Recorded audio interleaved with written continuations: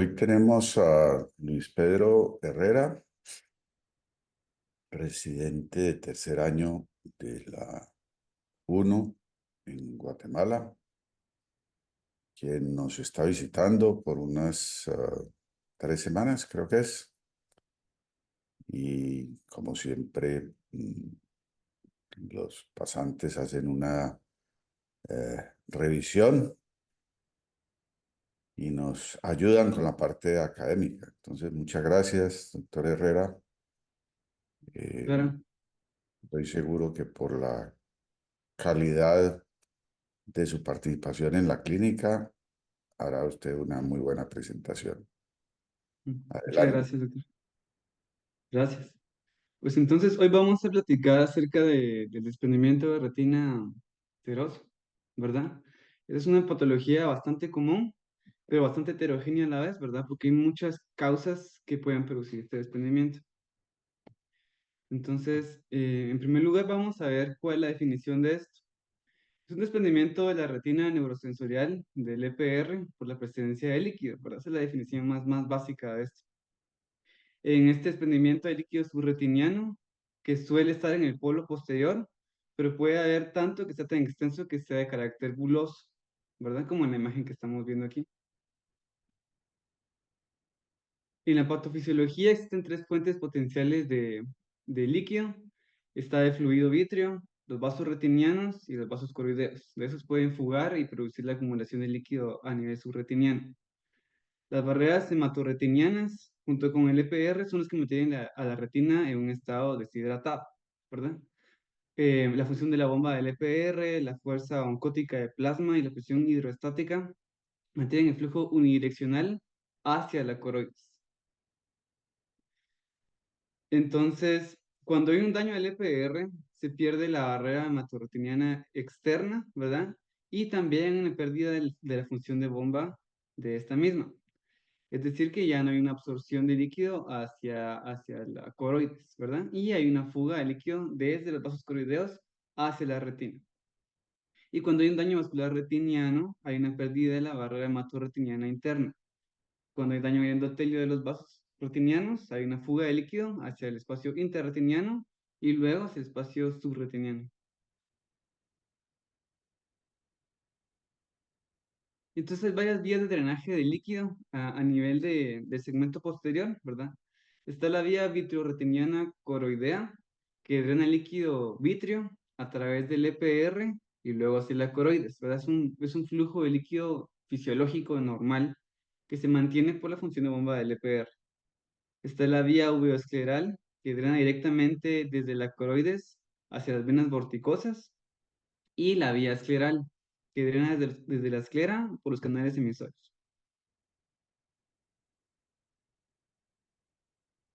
Entonces, hay varias causas, en realidad hay muchas causas de DR serosos, ¿verdad? Aquí se coloca como en grupos y cómo lo podemos clasificar.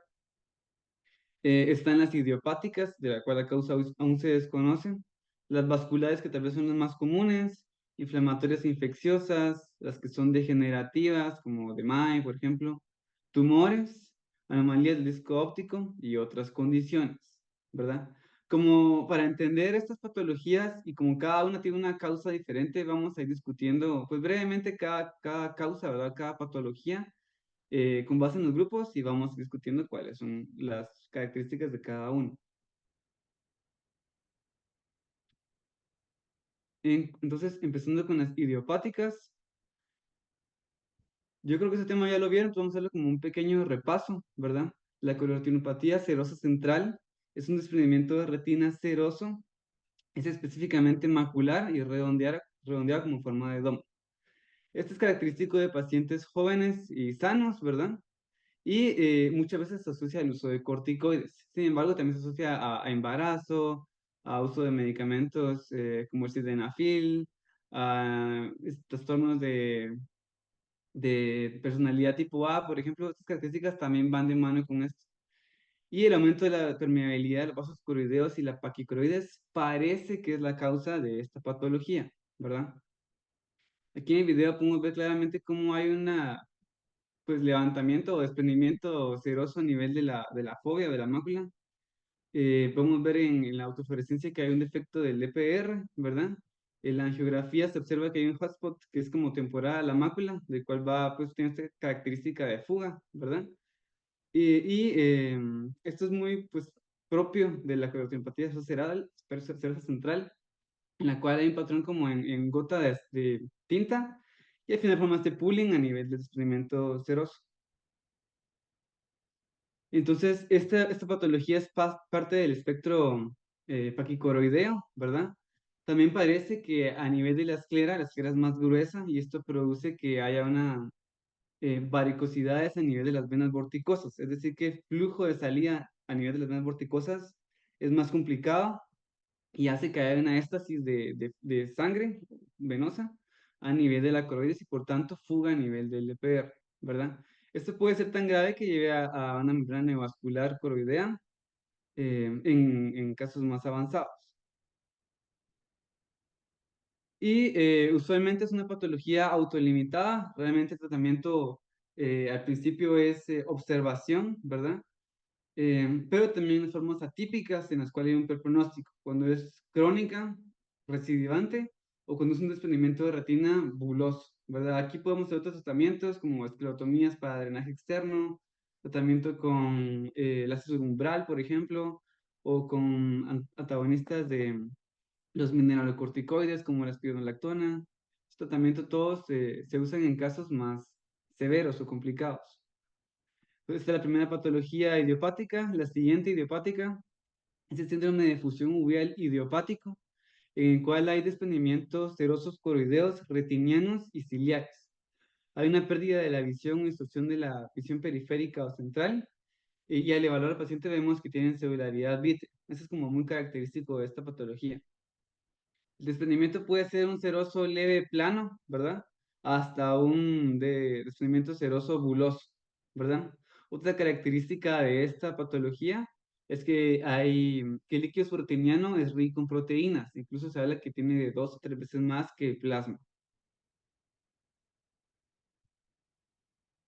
En el AGF, en la fluorescencia, vemos que tiene un patrón en leopardo, hay una lenta perfusión coroidea y hay fuga en múltiples regiones, ¿verdad? Al hacer ultrasonido podemos ver que puede haber un desprendimiento coroideo anular y desprendimientos ciliares también en 360 grados. Y pareciera que la causa de esto es una anomalía congénita de la esclera o hipoplasia de las venas vorticosas, ¿verdad? Muy de la mano también con la patología anterior. Hay una, hay un peor drenaje de las venas vorticosas, por tanto acumulación de líquido a nivel de la coroides, ¿verdad? Especialmente de las capas de grandes vasos de la coroides. Pues, hablando ahora de patologías vasculares, la enfermedad de Coates es muy característica de los desprendimientos de retina serosos, ¿verdad? Es una vasculopatía retiniana del desarrollo. No es hereditaria, ¿verdad? Es más común en hombres y es usualmente unilateral. En esta patología se afectan venas y arterias, las cuales tienen telangiectasias y zonas de no perfusión y exudados duros. Este es el principal, bueno, es uno de los principales diagnósticos diferenciales de la leucocoria en la niñez, ¿verdad? O sea, es un diagnóstico diferencial eh, principal en el diagnóstico de retinoblastoma. Entonces hay que tenerlo siempre como en cuenta cuando vemos leucocoria. Aquí en el video podemos ver también cómo hay una gran cantidad de exudados duros o lipoideos a nivel del polo posterior, vasos tortuosos en todo el polo posterior. Ahorita se ve en esta región una de las ectasias, hay un área de isquemia superior donde ya no hay perfusión. Eso, y también a la hora de hacer el OCT, vemos esta como elevación de la retina como que fuera granulomatosa, ¿verdad? Que también es característica de la enfermedad de Coates, la pérdida de la diferenciación de las capas, o DRIL, ¿verdad? Tiene diferentes estadios, está los microneurismas, telangiectasias que le van a hacer estadio leve, estadio moderado son exudados duros, abundantes, y edema macular cistoideo. Y como el anterior que vimos, que es un caso severo, son lesiones vasculares amplias, exudados duros alrededor del disco y polo posterior, y líquido subarteniano masivo. Al realizar el AGF vemos que hay dilatación aneurismática, ¿verdad? Telangiectasia, zonas de no perfusión, edema macular cistoideo. No es usual que haya neovascularización coroidea en esta patología. Y la terapia pues varía del estadio, ¿verdad? Hay estadios que son más fáciles de tratar, puede ser únicamente con láser en las zonas de fuga, con crioterapia si es lo que hay disponible, drenaje externo en el caso de DR serosos muy bulosos, cerclaje esqueral, fotocoagulación, rutina sectorial, ¿verdad? En la región donde hay mayor fuga. Y esta otra patología vascular, la retinopatía hipertensiva. Hay que tener en cuenta cuál es la fisiopatología de esto, ¿verdad? Los vasos retinianos tienen la capacidad de cerrarse o abrirse, ¿verdad? Con base en la estimulación simpática. Mientras más alta es la presión, más se constriñen y menor flujo tiene, ¿verdad? Sin embargo, la vasculatura coroidea carece de esa capacidad, ¿verdad? Cuando hay una elevación súbita de la presión, que suele ser severa, prolongada, hay hay un cierre de la vasculatura precoroidea capilar y esto produce que haya una gran isquemia a nivel de la coroides. Aquí hay otra imagen, ¿verdad? Realmente la retinopatía hipertensiva tiene tres características. La retinopatía hipertensiva como tal, a nivel de los vasos retinianos, a nivel de la coroides, que es la coroidopatía hipertensiva, y a nivel de nervio óptico. La que más interesa hablando de DR serosos es la coroidopatía hipertensiva, por lo que les mencionaba, ¿verdad? Al principio hay áreas amplias de isquemia a nivel de la coroides, y luego empiezan a haber en los estados más tardíos una gran fuga extensa a nivel de la coroides, lo cual produce la acumulación de líquido subretiniano en una gran región, ¿verdad? Las características como las manchas de Eshling son zonas en las cuales hay necrosis del EPR producidas por esta isquemia que se produce cuando hay una elevación súbita de la presión, ¿verdad? Estas características son sutiles, pero son indicativas de un episodio de hipertensión severa.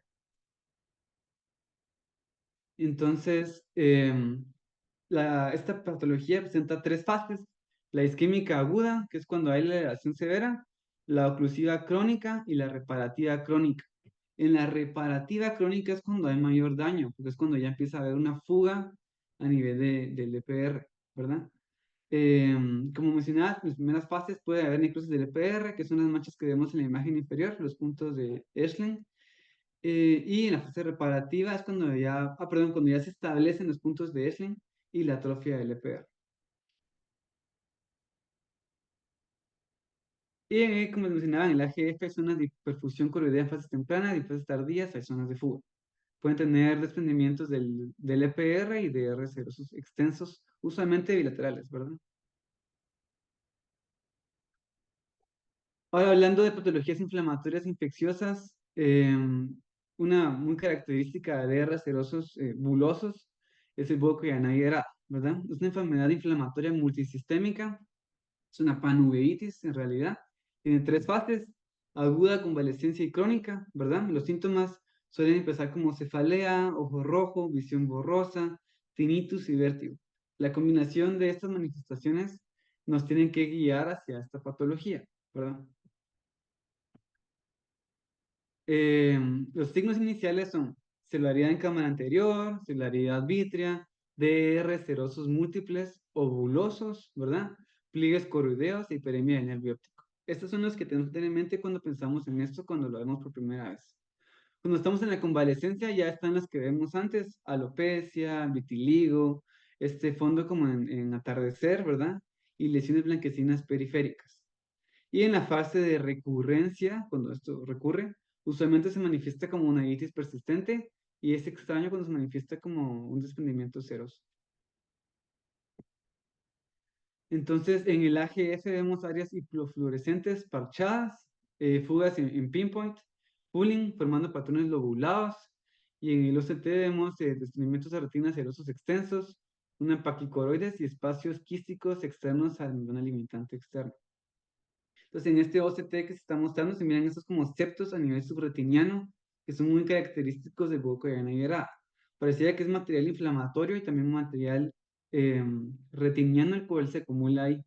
En la imagen podemos ver, este es un DR sedoso, pues no tan extenso, ¿verdad? No es tan característico, pero sí vemos estas áreas de fuga que son bastante extensas a nivel de cuando se muestran en el AGF, y también estas fugas como en pin, pues, ¿verdad? Como en cabeza de alfiler.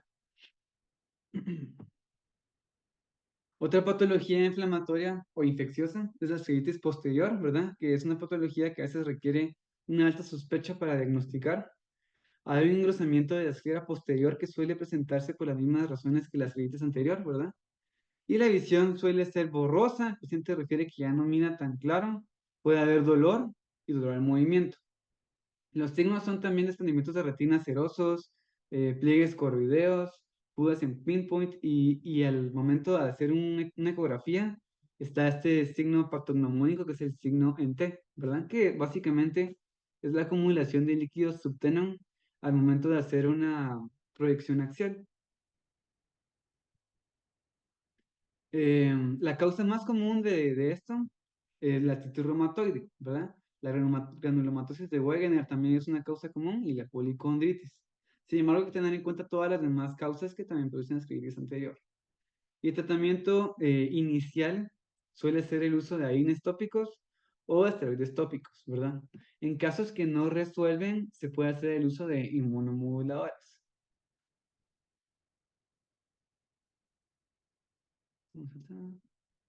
Y otra patología que hay que tener en cuenta es la oftalmia simpática, ¿verdad? Esta es una uveitis granulomatosa bilateral, ¿verdad? Es importante esa parte de granulomatosa, que ocurre luego de un trauma o cirugía intraocular al ojo contralateral, ¿verdad? Al ojo simpatizante. Cuando se asocia a trauma, la incidencia es del 0,3% y cuando se asocia a cirugía es del 0,01%, ¿verdad? Es bastante baja, pero nunca cero, ¿verdad? Entonces siempre hay que tenerlo como que en cuenta en nuestros diferenciales. Y esto puede ocurrir 2 semanas después del trauma o de la cirugía, hasta muchos años después, ¿verdad? Hay casos en los cuales pasa 15 años después. Pues siempre hay que tener en cuenta este diagnóstico cuando vemos una uveitis granulomatosa en el otro ojo que se ha operado o de un trauma. Y los signos son múltiples DRs serosos, celularidad en cámara anterior y vítreo. Los nódulos de Dahlen-Fuchs son característicos de este. Pero todas estas características también se presentan en el BKH, ¿verdad? Es el principal diagnóstico diferencial del BKH y por eso es que la historia nos va a diferenciar una patología de la otra. El tratamiento va a ser la inmunomodulación tópica o sistémica, perdón, y sistémica, eh, igual que que en el BKH, que se usan pulsos de metilprednisolona, aquí también se puede tomar en cuenta con ayuda de reumatología o inmunología, ¿verdad? Y ahora hablando de tumores, existen muchos tumores que pueden producir desprendimientos de retina serosos. Aquí pues puse los principales para que vayamos repasando estas, ¿verdad? Pero hay muchos más que se pueden producir.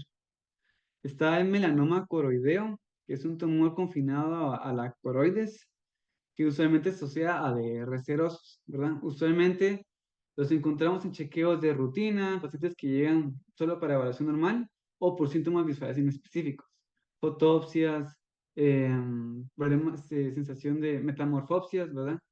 Estos problemas que no son tan específicos pueden representar un melanoma coroideo. Y se define como una masa subretiniana pigmentada de base amplia y forma de domo, ¿verdad?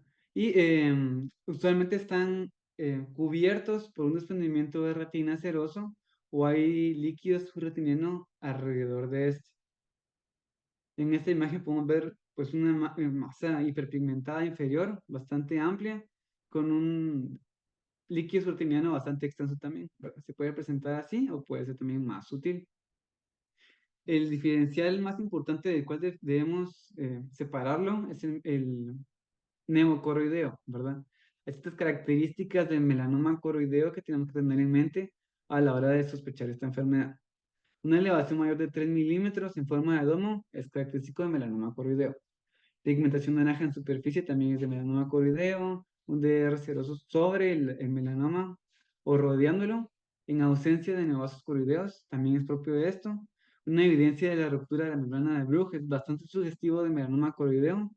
Y fugas en pinpoint en el AGF o en la inflorescencia también son bastante características. Y está este acrónimo TF-SOM-DIM, que son las características ya sea clínicas o ecográficas de esta patología, ¿verdad? El grosor, como decíamos, realmente lo tomamos como mayor de 3 milímetros, fluido subretiniano, visión menor de 20-50, pigmento naranja. Esta excavación coroidea es muy propia también de la ecografía cuando se hace en melanomas, ¿verdad? Es como una excavación a nivel de la coroides. Y un diámetro mayor de 5 milímetros también es propio de esta patología. Entonces, en el AGF vemos que si hay una ruptura de la membrana de Bruch, puede verse esta doble circulación. Es decir, el melanoma va a ir creciendo anteriormente, y en cierto momento la membrana de Bruch se rompe y crece como un hongo, ¿verdad? Y eso, al momento de hacer un AGF, se puede ver que está la circulación propia del melanoma y propia de la vasculatura retiniana. Entonces, eso se llama la doble circulación. Y también están estas fugas en pinpoint, eh, que son propias también del melanoma coroideo. Y al momento de hacer una ecografía, podemos saber la morfología de la lesión y nos sirve para el seguimiento. Como decía, características como el tamaño en cuanto a su altura, a su base, son importantes para hacer el seguimiento en casos de melanomas pequeños, en los cuales sospechamos que sea un neo, por ejemplo, o para ver otras características que sean como sugestivas de un melanoma, como decía, una excavación a nivel de la coroides. Em, Viendo otra vez aquí el video, podemos ver que está este melanoma a nivel del polo posterior, con una gran acumulación de líquido subretiniano y exudados. Suelen ser bastante pigmentados y cuando se realiza la AGF se ven estas fugas parchadas, ¿verdad? Que son propias del melanoma. Y en el OCT se ve esta gran elevación de la retina. Y como decía, la ecografía es un estudio bastante importante en el momento de evaluar esta patología. El tratamiento va a depender del tamaño del tumor, ¿verdad? Si son tumores pequeños, tan pequeños que se puede hacer láser focal, es una terapia válida y usualmente bastante efectiva. O también se puede hacer la eh, termoterapia transpupilar, en la cual también se realiza como un láser de larga exposición para realizar una necrosis a nivel del tumor. Cuando ya los tumores son medianos o grandes, el tratamiento va a variar dependiendo de la morfología que tenga. Se pueden colocar placas radioactivas, ¿verdad? Por cortos periodos de tiempo para producir también esta traquiterapia local. La resección local del tumor también es válida en algunos casos, hipertermia ultrasónica o en casos muy severos, pues la enucleación, ¿verdad? Dependiendo de dónde afecte y de qué tan amplio sea el tumor. Y por último, vamos a hablar de la metástasis coroidea, la cual es la neoplasia maligna más común del ojo, ¿verdad? Y usualmente proviene de pacientes que tienen cáncer de pulmón o de mama, ¿verdad? Los síntomas son visión borrosa y fotopsias y dolor, ¿verdad? El dolor es característico de las metástasis coroideas porque no suele haber dolor en pacientes con un melanoma coroideo, por ejemplo. Entonces, cuando sí el paciente refiere dolor y tiene asociado un tumor a nivel de la coroides, sí hay que sospechar de una metástasis coroidea. Este es diferente al anterior porque suelen ser lesiones amarillentas y no tan pigmentadas, suelen ser planas, no crecen tanto anteriormente, sino que más en su base y suelen ser pues levemente elevadas. Tienen cambios del EPR que producen un patrón moteado y aquí como vemos en el video, tiene una metástasis coroidea a nivel temporal pues más pequeñita que vimos anteriormente, que fue el melanoma. Tienen estas como áreas de atrofia del EPR. En el AGF se ve que pues, hay un leve aspecto moteado, pero nada tan específico como un área de fuga. Y como ustedes se dan cuenta, es como esta imagen del principito, ¿verdad? No es tan alta, sino que es más ancha en su base. Y la extensión, perdón, la ecografía nos permite evaluar la extensión horizontal del tumor y nos permite también hacer un seguimiento del mismo, ¿verdad? Como decía, tiene forma de meseta o domo y la tomografía y la resonancia magnética son exámenes auxiliares útiles. También lo son en el melanoma coroideo, creo que no lo mencioné. La resonancia magnética es especialmente útil para el diagnóstico de esta patología y también de la metástasis coroidea, ¿verdad? Cuando sospechamos esto, hay que mandar al paciente también a oncología para la evaluación sistémica si no tiene el diagnóstico de cáncer primario, ¿verdad? Es decir, de pulmón o de mama, que son los principales. Podemos nosotros ayudar a establecer ese diagnóstico, ¿verdad? Es una ventaja que podemos hacer. Pero no lo vamos a hacer si no lo sospechamos. Diagnósticos diferenciales de estos son el melanoma amelanótico, ¿verdad? Un nevocoroideo amelanótico, el hemangioma coroideo que también hace desprendimientos de retina serosos extensos y la esferitis posterior. En esta imagen que vemos acá se observa la ecografía previo a la enucleación del paciente, ¿verdad? Tiene un desprendimiento de retina en embudo, básicamente. Eh, Hay un engrosamiento de la croides y a nivel posterior, donde están las flechas completas, se observa la extensión total del tumor. Y a la hora de nuclearlo, pues vemos toda esta extensión. El desprendimiento de retina total, básicamente, puede llegar a ser tan severo como eso. Los engrosamientos coroideos y los márgenes posteriores del tumor, ¿verdad? Y eso es lo que les compartía hoy. No sé si tienen alguna pregunta o duda. Hay varios temas que no discutimos, ¿verdad? Diabetes mellitus, obstrucciones de vena, todos estos temas que creo que ya las han revisado, pero que son parte de esto. Quería hablar como que los que son menos usuales también. Muchas gracias, Luis Pedro. Muy completa revisión del diagnóstico diferencial. Cuando uno oye estas presentaciones y no está, pues no ha tenido mucha práctica clínica, tiende a asumir o a creer que el paciente viene con el diagnóstico en la frente, ¿no? Que son muy obvios, muy fáciles. Y realmente no. Cuando usted ve a un paciente por primera vez, pues usted no tiene ni idea qué tiene.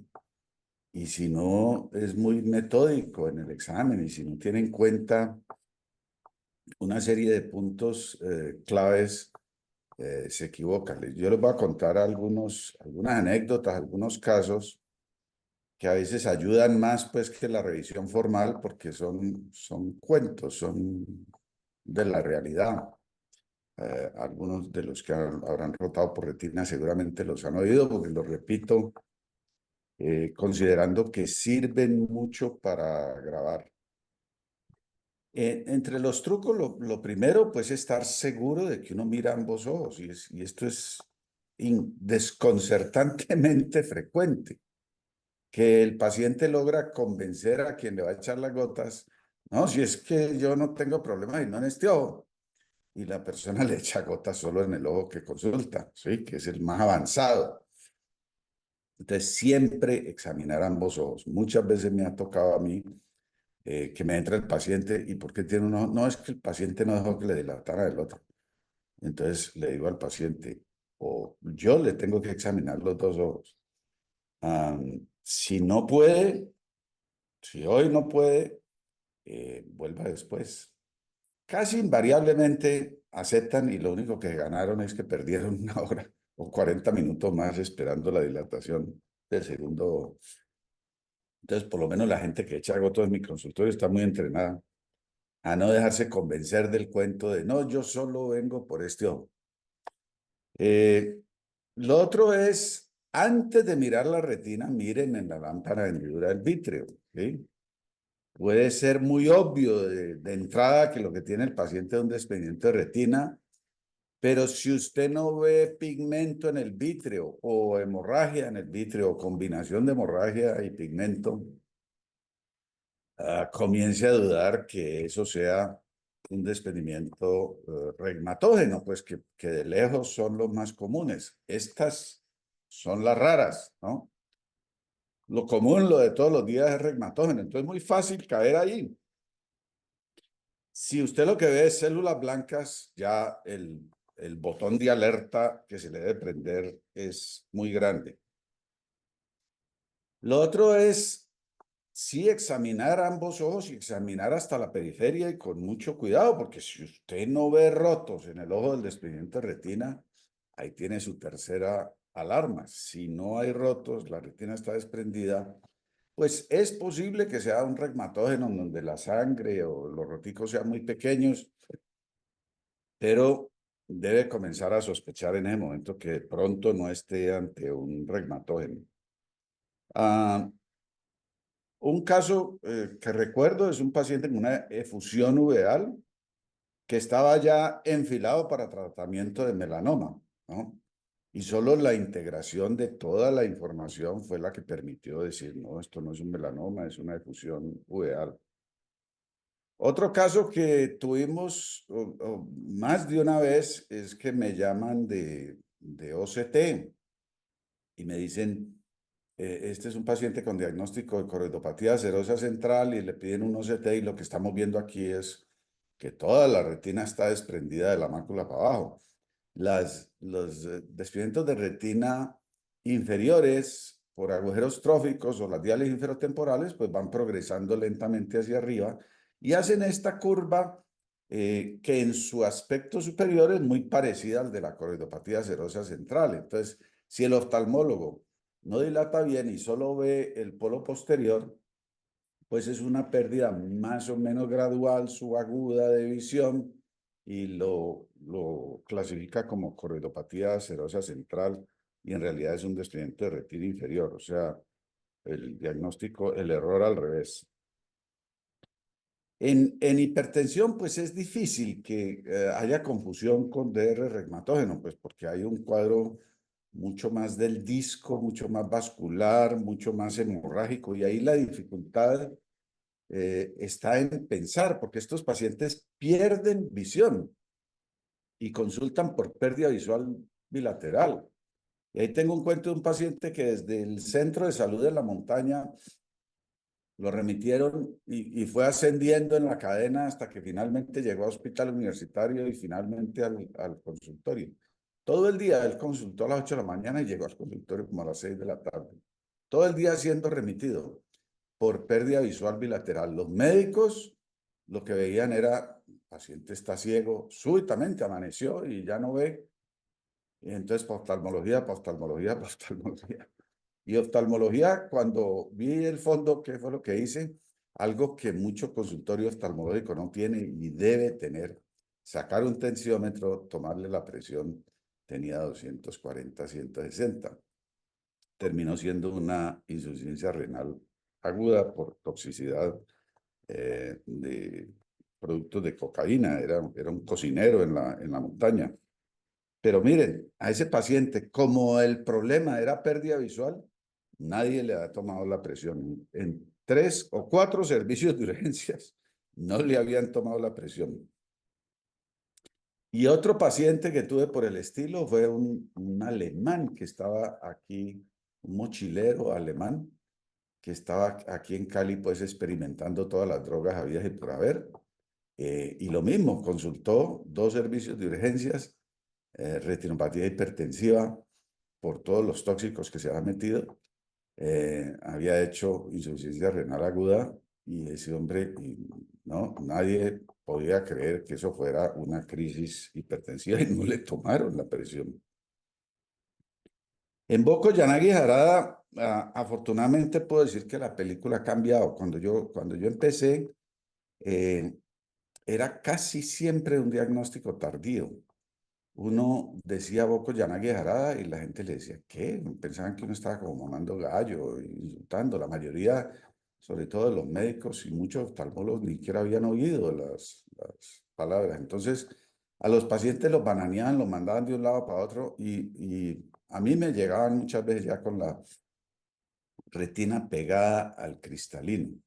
Obviamente esos casos tratados, el resultado es muy pobre. Yo sigo algunos de esos pacientes 20, 30 años después, con visiones muy malas, muy deteriorados, medio funcionan, pero fueron tratamientos difíciles y muy pobres. Hoy en día, pues hay mucho más el criterio de remitir rápido o inclusive de sospecharlo.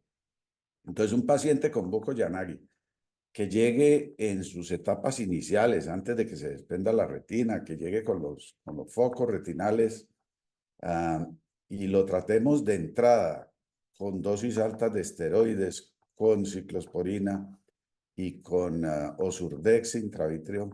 Esos pacientes les va muy bien, se recuperan muy rápido no necesitan llegar al Cushing con los esteroides como era antes, se les puede bajar mucho más rápido.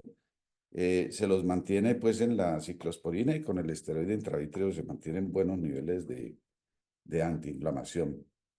Entonces, el diagnóstico temprano en Boko-Yanagi es absolutamente crítico. Yo he tenido la oportunidad de ver los horribles casos de hace muchos años y los muy buenos de los últimos años, donde ha habido mucho mejor referencia, mucho más rápida referencia.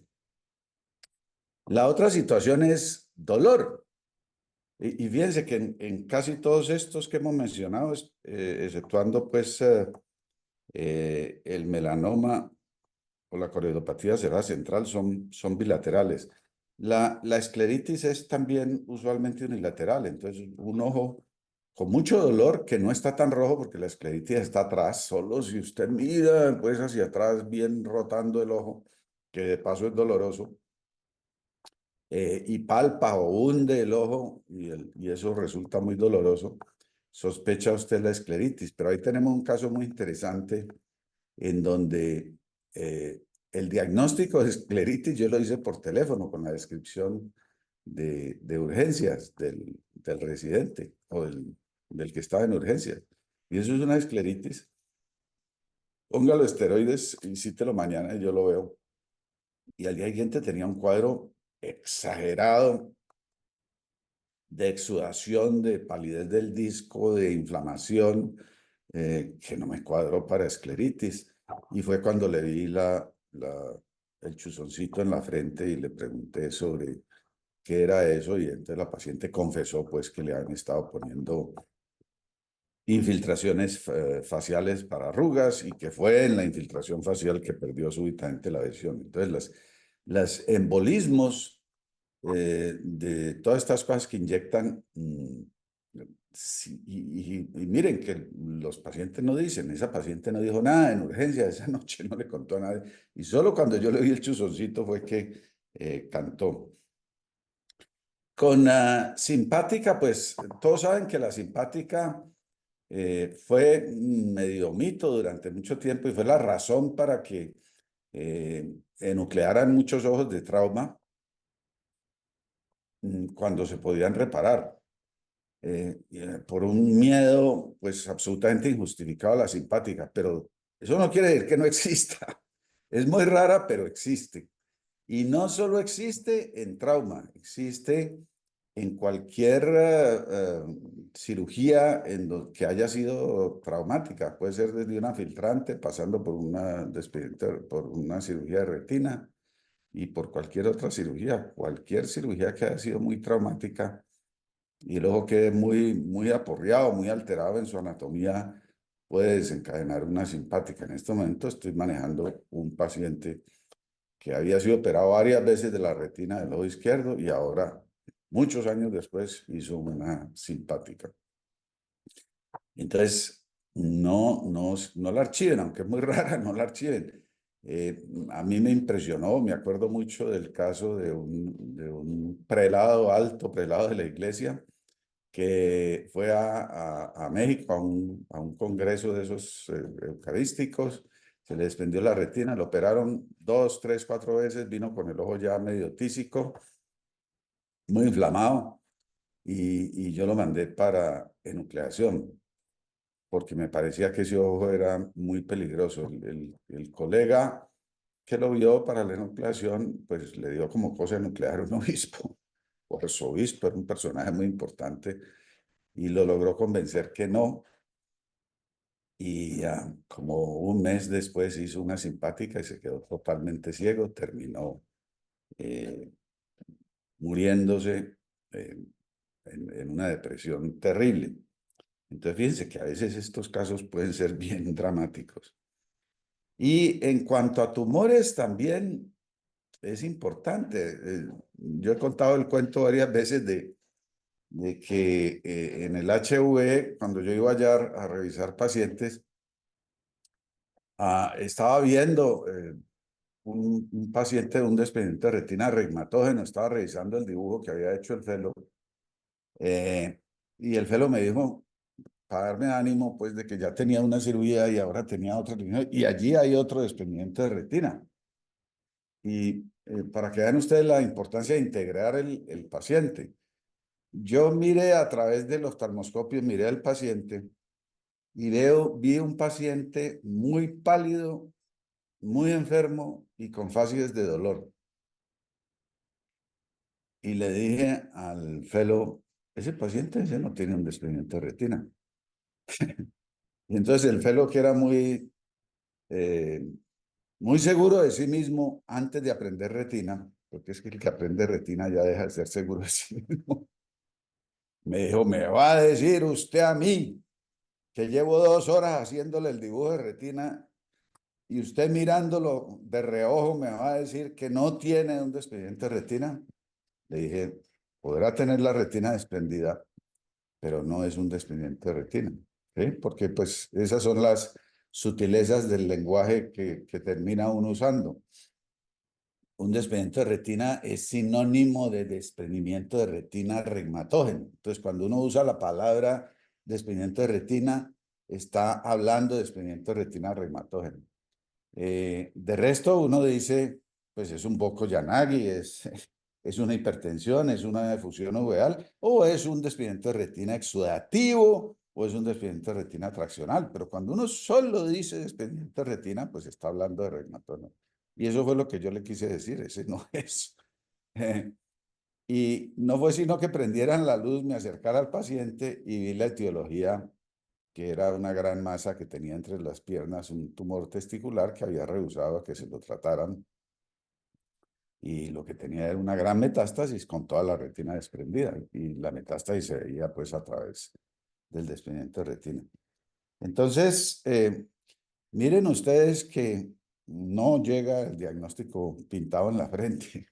Uno tiene que estar alerta, informado, tener en cuenta los signos que les digo, la celularidad en el vítreo, la bilateralidad, así sea muy asimétrica, la ausencia de rotos y obviamente el paciente, mirar el paciente, integrar toda la historia.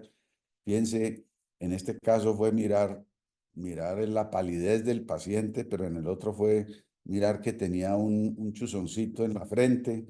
Entonces, si uno integra todo, integra la historia, pues rápidamente llega a la conclusión de qué es lo que está pasando. O rápidamente no, a veces requiere un esfuerzo grandecito.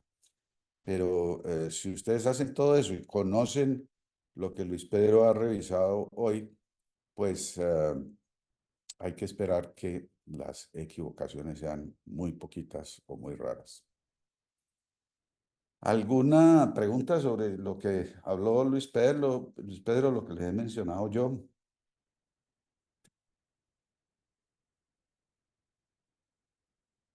Otro caso que me acordé ahorita.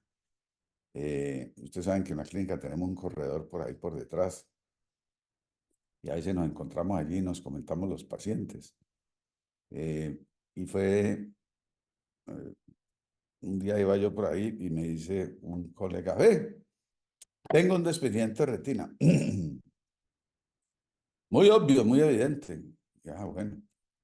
Eh, y ya lo programé. Entonces, nos vemos en cirugía en 1 hora, ya está programado.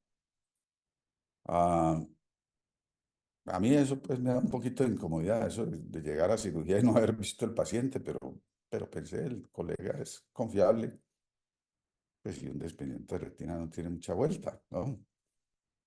Y le dije, listo. Y yo me devolví y él cogió su camino y me dijo, y son ambos ojos, ¿no?